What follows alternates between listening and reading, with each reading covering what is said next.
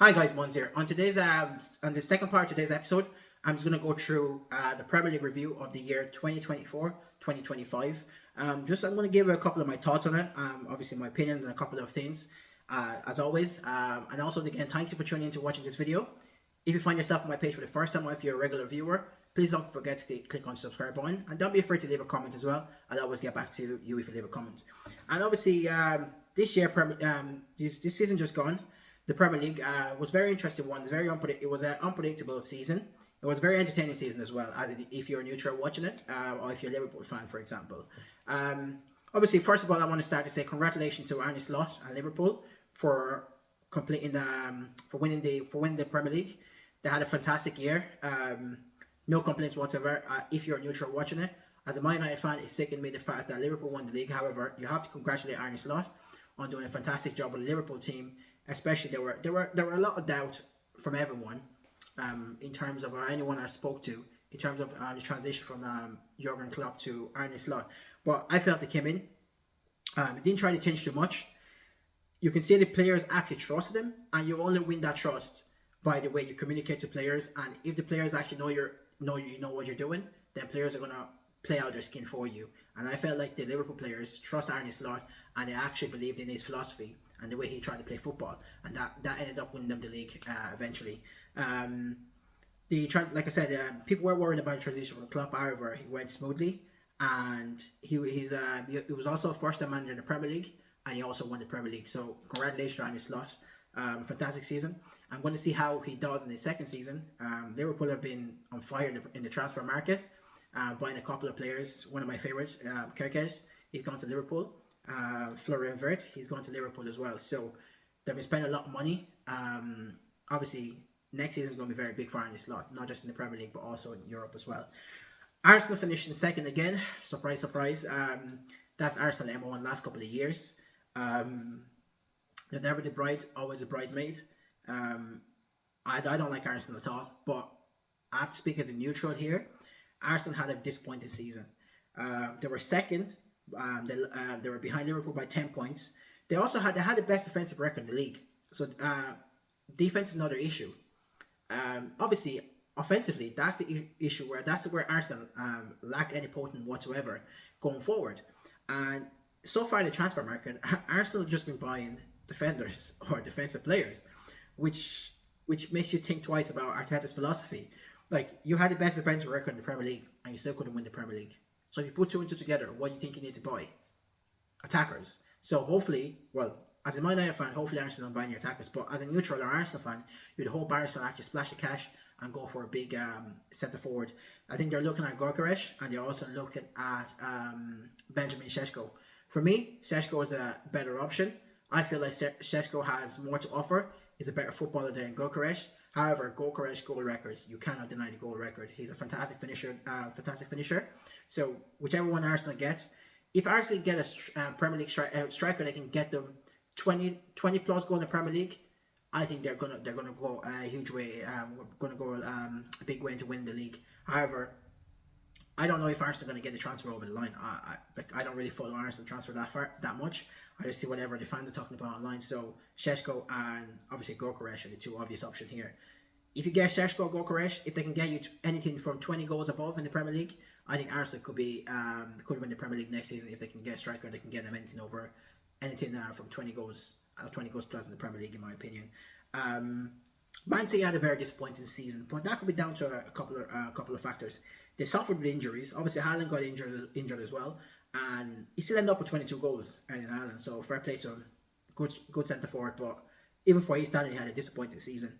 And obviously, some of the defenders got injured as well. And Pep was going through a divorce. Obviously, mentally, that could obviously take a toll on you as well, and that obviously trickled down through the team. And obviously, down here is expected for Man City. I think they've won 6 of the last 8 Premier Leagues. Like, no matter how much money you spend, I know Pep gets a nickname for being a checkbook manager, but no matter how much money you spend, you still have to coach a team. You still have to put a starting 11 together. You have to make the squad happy, make the squad content. And for me, Pep is the best manager of all time in doing that. And no matter how much you spend, like I said, in the past maybe 12 to 15 years, Man United have probably spent more than Man City or similar to Man City.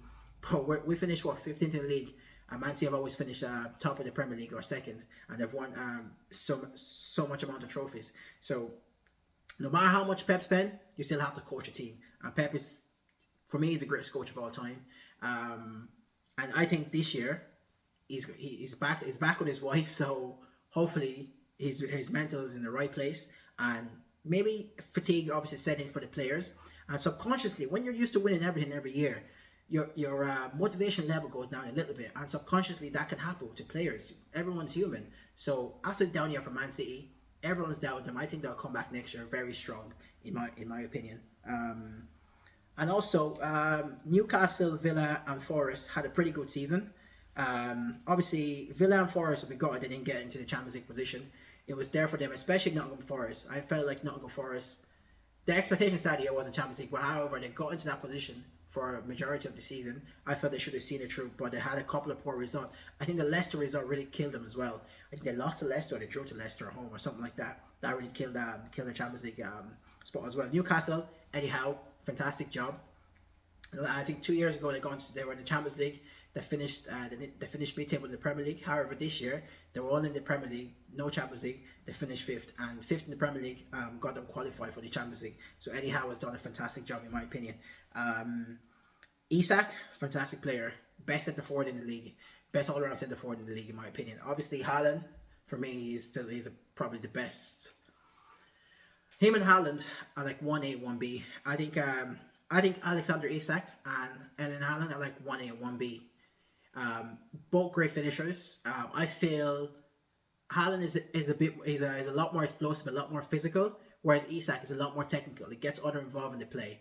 If I had to pick one, I probably would pick Haaland. However, Isak won't be too far behind. Like I said, they're 1A and 1B, whichever your team needs. If you need someone that hold the ball up, play the ball, but also get goals, you pick Isak. Isak has fantastic.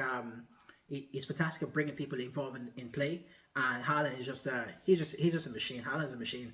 So whichever one, but for me, I prefer Haaland. Bournemouth and Brentford had a pretty good season. They were great to watch. Bournemouth obviously fell off a little bit towards the end of the season. That's expected for a team like Bournemouth. Dean Howson in their centre half, he's going to Real Madrid, had a fantastic season. I'm still not sure on him, in my opinion. I feel like he's very young to go to a team like Real Madrid where there's a lot of expectations. Kluivert and Semenyo had a fantastic season. They were both a handful, especially Evan Nilsson. He's a handful playing the centre forward.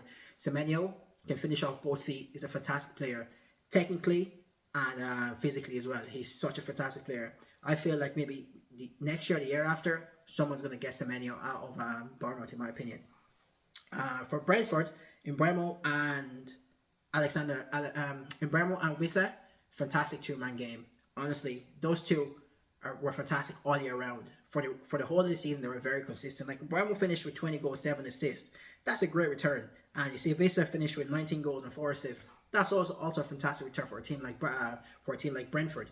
They're a great team to watch. Unfortunately for them, it looks like Mbeumo's going to be going to Man United, and their manager is going to be going to Spurs. I feel like he's going to do a good job with Spurs, in my opinion. Palace, I always have a soft spot for Palace, in my opinion. I've always liked Crystal Palace from a very young age. Probably because I remember being a big fan of Wilfred Zaha, also, and Victor Moses for Crystal Palace growing up. So I've always had a soft spot for Crystal Palace. This season, despite finishing 12th, they won the FA Cup. And you see Eze and Mateta two-man game as well. Fantastic. I think Mateta finished with 14 goals. Eze finished with 8 goals and 8 assists in the Premier League. A big fan of the manager also. A big fan of the system he plays, because he actually has the players that are suited to the system. Like Munoz playing right wing back. The three centre halves. I'm a big fan of Chris Richards and the crowd from he's the French player. But Chris Richards, the two very physical defenders. Obviously Marc Guéhi is very good as well. It seems like he's going to Liverpool as well. So Liverpool seems to be buying everyone. For a team that doesn't have money, Liverpool seems to be buying everyone this summer. And obviously West Ham had a disappointing season. However, the bright spot on that team was Jarrod Bowen and Mohamed Kudus. I don't see Kudus being there for too long. I felt whenever I watched West Ham, they were too fragile. They were so easy to play through. They looked like a relegation team when they were defending for most of the season, in my opinion. That's why they finished so low. And obviously, going through it again, Man United, Same with Man United this year, disappointing. There's lots of work to do for an interview, man. We'll see how the transfer market goes. So far, it looks like we've got Cunha and we've got Mbeumo.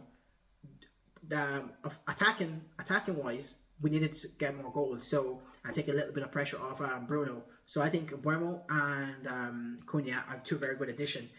I don't know if interview man is going to change the system, if it's going to be more lenient, maybe change the system to what we need in games. In-game management is very poor in my opinion. So I'll do a whole before the season starts, when all the transfer done, I'll do a whole season preview. Talking in more depth about that. I felt the Premier League this year was unpredictable. However, it was very top heavy. Obviously, you had maybe 8. You had obviously the Liverpool, the Arsenals, the Man Cities, the Chelseas, the Newcastle. They were pretty good. The Villas, and like let's say Bournemouth to a certain extent, Brentford to a certain extent. But I felt the Premier League was very top heavy this year. In terms of when you get past those teams, the bottom 3 or 4 teams or 5 teams, they were atrocious. Like the bottom 3 teams, like good riddance to them. I'm glad they went down because they didn't add anything to the Premier League. They were very poor to watch. Their league goes constantly, and it was just so easy to play through them. And I would say West Ham were very lucky this year that the 3 teams that relegated were very poor. Their championship level teams.